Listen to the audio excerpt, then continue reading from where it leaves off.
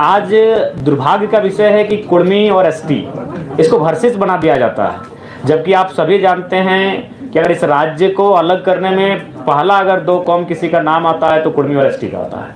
निर्मल महतो की वो गोली, उसकी आवाज़, उसकी गूंज, उनके शरीर से बहता हुआ खून धरती पर टपकने के बाद वो सुगंध आज तक शांत नहीं हुई है, जिस शख्स के कारण ये झारखंड राज्य अलग हुआ, आज़ाद हुआ।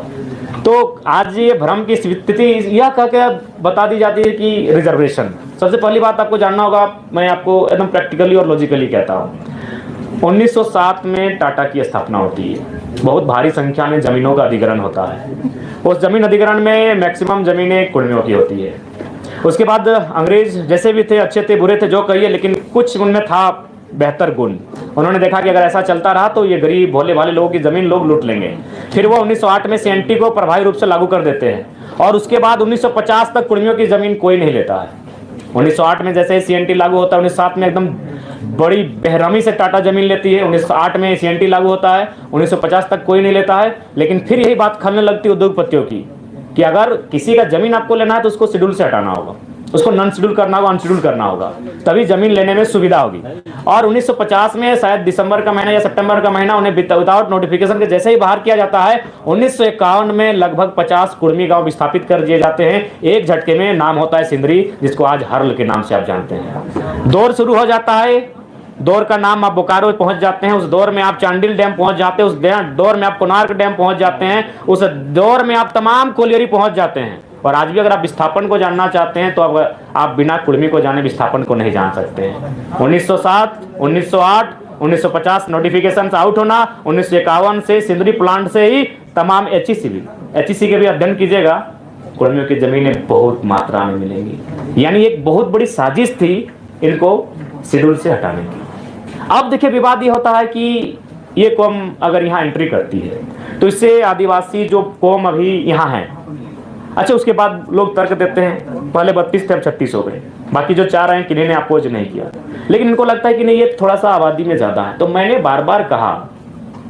कि एक रास्ता तैयार कीजिए। भारत एक ऐसा देश है जहाँ पशु पक्षियों का अधिकार है। आज जंगली हाथी लगातार 10 घरों का हमारा रोज तोड़ रहे हैं, लेकिन फिर भी हम उनको कुछ नहीं कर सकते क्योंकि भारत का संविधान कहता है, भारतीय संविधान आर्टिकल 48 स्पष्ट कहता है वन्य जीव संरक्षण।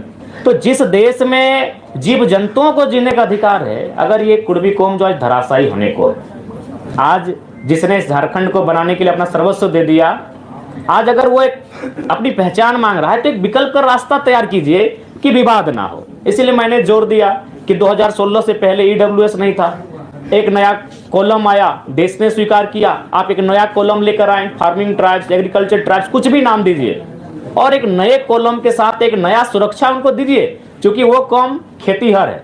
आज झारखंड में पहली आबादी आदिवासियों की, दूसरी कुर्मियों की, फिर अल्पसंख्यकों की आती है। क्या आपको एक भी टॉप बिजनेसमैन का नाम है यार कुर्मियों का? थोड़ा सा ह्यूमैनिटी की बात कीजिए, छोड़ दीजिए इस विवाद से, थोड़ा बाहर आते हैं, मानवता के नाते थोड़ा कुर्मियों की बात कर लीजिए। एक भी बिजनेसमैन को आप जानते हैं? रांची के एचईसी कुर्मियों की जमीन में, हिंडाल्को कुर्मियों की जमीन में, घाटो कुर्मियों की जमीन में, तमाम जो केदला, मोरपा, जो मांडू और रामगढ़ का कोलियर, ये सब कुर्मियों की जमीन में क्या एक भी आप टॉप मोस्ट बिजनेस टाइकून को जानते हैं? नहीं जानते, क्योंकि उसका संबंध खेती से रहा है। तो वो अपने खेत को मांग रहा है, उनके खेत को दे दीजिए, कोई विवाद नहीं होगा। वो अपने खेतों का संरक्षण मांग रहा है। और एक बात में आप बताइए, ये तब आप इस माहौल को तूल देते हैं जब हमारा कौम डोमिनेटिंग होता है। आबादी में हम दूसरे नंबर पर हैं, कल की बात करेंगे तो पहले नंबर पर हैं। उसके बाद भी हमने एक भी हमारा व्यवहार बताइए डोमिनेटिंग का, जबकि हमारे साथ तो साजिशें आज भी हो रही हैं। उदाहरण के लिए इंद्रजीत महतो, उदाहरण के लिए जगन्नाथ महतो। इस कोरोना काल में 2 ही नेता डैमेज में, दोनों कुर्मियों के बेटे क्यों भैया? क्या कभी मीडिया ने सवाल किया? क्या आपने कभी चिंतन किया?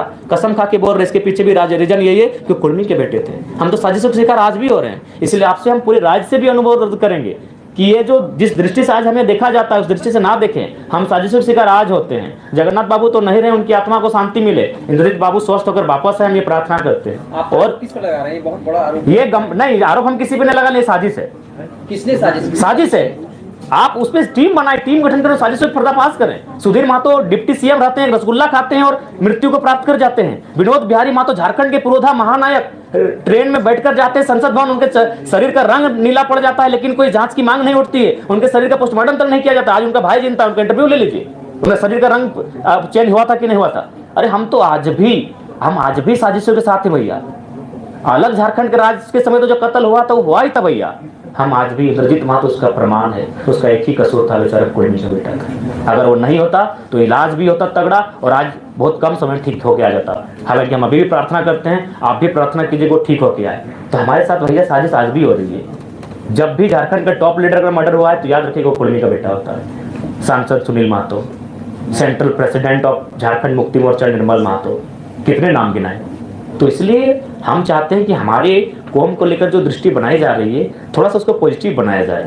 हमारी लड़ाई संरक्षण की है। आप हमारी जमीनों को, हमारी भाषा को संरक्षण कर दीजिए, कोई भी बात नहीं रहेगा। ये नौकरियों की लड़ाई नहीं। सीएनटी के साथ अगर वो शेड्यूल में होते तो आसानी नहीं होता जमीन अधिग्रहण का, क्योंकि शेड्यूल जो होता है उनका जमीन लेने में थोड़ा सा असुविधा होता है, आसानी से जमीन का हस्तांतरण नहीं होता है। तो इसीलिए 1950 में उनको साइड किया गया। एकदम लॉजिक प्रैक्टिकल, ज्यादा कोई विवाद मत कीजिए, एकदम सीधा। 1907 में टाटा का स्थापना होना, भारी संख्या में जमीन, भारी संख्या के 15,000 एकड़, और काम कर रही है मात्र 3,000 एकड़ में। 1908 में सीएनटी का लगना, 1950 तक जमीनों का ना लिया जाना, 1950 में इसको शेड्यूल से हटाया।